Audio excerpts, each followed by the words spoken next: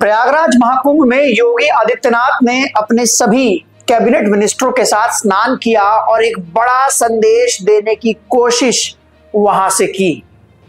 लेकिन एक बड़ा सवाल अभी भी बरकरार है। क्या योगी आदित्यनाथ और आशीष पटेल, जो कि योगी सरकार में तकनीकी शिक्षा विभाग के मंत्री हैं, उनके बीच में सब कुछ ठीक हो गया है या नहीं? योगी आदित्यनाथ कल आशीष पटेल को मंच पर आवाज लगाकर बुलाते तो नजर आए। आशीष पटेल भी कैमरा और मीडिया के सामने योगी जी के बगल में आए। लेकिन क्या जो राड इस समय यूपी में थी वो सही हुई या नहीं? नमस्कार, मेरा नाम है गौरव पाल, आप देख रहे हैं भारत लोक। प्रयागराज महाकुंभ में योगी आदित्यनाथ अपनी पूरी कैबिनेट के साथ पहुंचे, कैबिनेट के साथ वहीं पर मीटिंग की, उसके बाद स्नान किया और प्रयागराज महाकुंभ का जो मॉडल पूरे देश और दुनिया के सामने अपने गुड गवर्नेंस के रूप में रखना चाहते थे वो रखा। जिस गुड गवर्नेंस के भरोसे या जिसके जरिए 2027 में योगी आदित्यनाथ चुनाव लड़ेंगे, वहां पर एक तस्वीर आई और वो वायरल भी बहुत हुई। योगी आदित्यनाथ ने मंच से आशीष पटेल को आवाज लगाई और कहा, कहां है आशीष पटेल, आगे आए। यानी एक तरीके से कैमरे पर योगी आदित्यनाथ दिखाने की कोशिश कर रहे थे कि उनके और आशीष पटेल के बीच सब कुछ ठीक चल रहा है। आशीष पटेल मुस्कुराते हुए आगे भी आए, फोटो भी खिंचाया। लेकिन जब असल स्नान की बारी आई तो आशीष पटेल वहां पर नजर नहीं आए। ऐसा क्या हुआ कि आशीष पटेल योगी आदित्यनाथ के साथ कुंभ में स्नान नहीं करने पहुंची या फिर उन्होंने संगम पर स्नान नहीं किया? ओम प्रकाश राजभर ने भी स्नान किया, संजय निषाद ने भी स्नान किया, लेकिन आशीष पटेल ने ही क्यों स्नान नहीं किया? यह बड़ा सवाल बनता है। जैसे कि सभी लोग जानते हैं कि आशीष पटेल ने बीते दिनों किस तरीके से अपनी ही सरकार के अधिकारियों पर आरोप लगाए, एसटीएफ पर आरोप लगाए, सूचना विभाग पर आरोप लगाए और कहा कि उनकी जो साली हैं यानी कि पल्लवी पटेल के कहने पर यह सब कुछ हो रहा है और पल्लवी पटेल कहीं ना कहीं अधिकारियों से या फिर इनडायरेक्टली ये कह लीजिए कि सरकार के मुखिया योगी आदित्यनाथ के साथ मिलकर उनकी छवि को धूमिल कर रही हैं। आप सभी लोग जानते हैं कि अनुप्रिया पटेल और पल्लवी पटेल के बीच में 36 का आंकड़ा है। दोनों बहनें हैं, लेकिन सत्ता की ललक ही ऐसी है, सियासत ही कुछ ऐसी होती है कि अच्छे अच्छे परिवारों में दरार पैदा हो जाती है। अनुप्रिया पटेल अपने आप को अपने पिता सोलेलाल पटेल का सक्सेसर मानती हैं और पल्लवी पटेल खुद को सक्सेसर मानती हैं। लेकिन अगर उत्तर प्रदेश की सियासत में देखा जाए तो दोनों का वोट बैंक सेम ही है और दोनों अपने उस कुर्मी वोट बैंक पर अधिकार जमाते हुए नजर आती हैं। और यही वो कारण है कि इस समय आशीष पटेल, योगी आदित्यनाथ, पल्लवी पटेल, ये जो पूरा प्रकरण चल रहा है। हालांकि बात कुछ और भी है। तमाम पिछड़े नेता जो हैं उत्तर प्रदेश में वो इस समय योगी आदित्यनाथ की सरकार से परेशान है।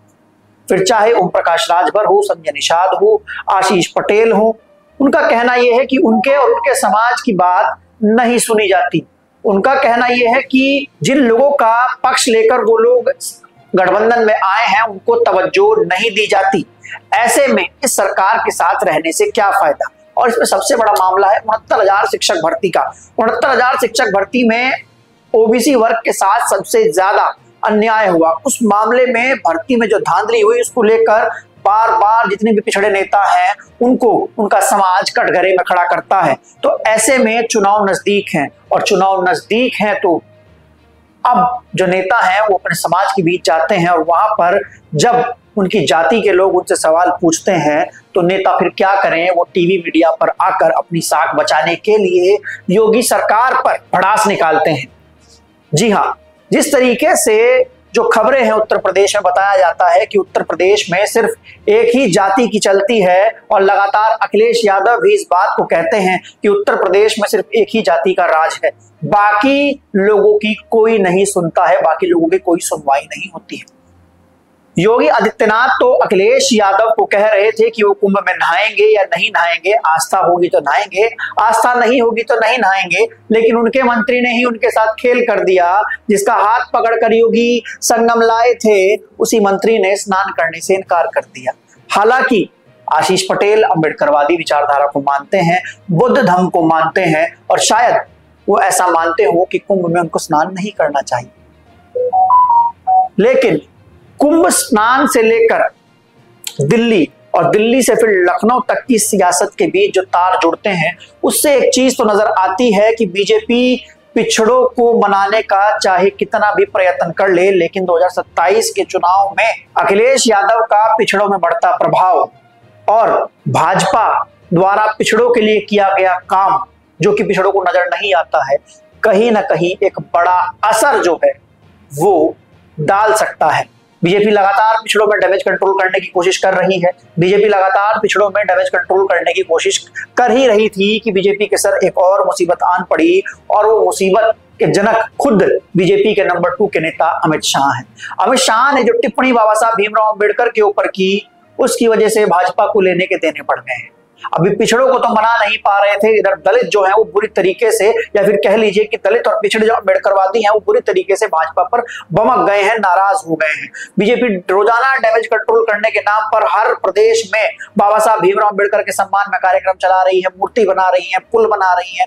आज खुद मोहन यादव ने भाषण में कहा कि हमने बाबा साहब भीमराव अंबेडकर का इतना सम्मान किया, उनके लिए कई सारे स्थल बनाए, यहां तक कि लक्ष्मी और गणेश मंदिर को जोड़ने वाले पुल का नाम भी बाबा साहब भीमराव अंबेडकर के नाम पर रख दिया। अब एक बड़ा सवाल जो सामने आ रहा है वो ये है कि बीजेपी से जहां एक और जो पिछड़ा वर्ग है वो नाराज होता हुआ नजर आ रहा है, और दलित जो हैं उनको बीजेपी ने खुद ही नाराज कर दिया है जिस तरीके से टिप्पणी अमित शाह द्वारा वो की गई, तो क्या आपको लगता है कि दलित और पिछड़ों का बिखराव अगर बीजेपी से हो जाता है तो फिर क्या 2027 और उससे आगे के लिए बीजेपी की राह आसान होगी? और योगी आदित्यनाथ 2027 के लिए डैमेज कंट्रोल करने की कोशिश कर रहे हैं, कहीं ना कहीं वो चुनाव के समीप आते देख सभी पिछड़े नेताओं को मनाने की कोशिश कर रहे हैं, तो क्या वो पिछड़े नेता उस वक्त को भूलेंगे जब वो मुख्यमंत्री के द्वार पर खटखटाते थे लेकिन दरवाजा नहीं खुलता था? इसको लेकर आपकी क्या राय है, आप लोग कमेंट सेक्शन में दर्ज करा सकते हैं।